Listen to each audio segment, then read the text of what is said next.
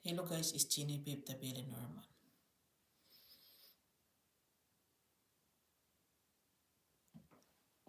Ito yung ito yung money trick ko. Naguluhan yung mga Swedish sa pagkatao ko. Why I'm here, why I'm explaining. Basta, to make it short, this is money tree. Kung matalino kang tao, alam mo ang ibig sabihin ng money tree. Money tree. Kung naiintindihan mo yung gusto kong sabihin sa'yo. Pero kung hindi ka matalino, hindi mo maintindihan ang mga pinagsasabi ko.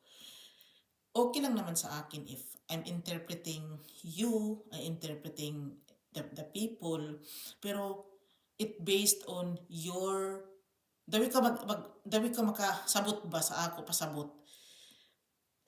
Hindi pa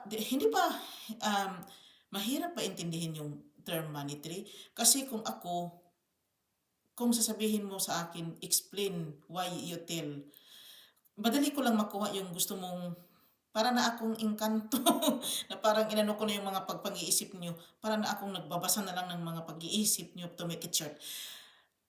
What I mean is, this is monetary.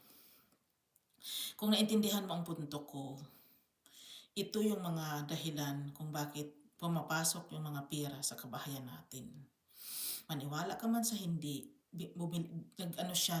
top 1 na lang siya sa most, siya na yung plants, maraming nakagusto sa kanya. It's because monetary siya. Yung gusto mo talagang umangat ang buhay mo because of these plants. Naglagay ka na lang ng kung anong plants sa lamisa mo, kung saan mo nilagay, sa bahay mo, kung ano lang nilagay mo, ito na lang ilagay mo. Money tree.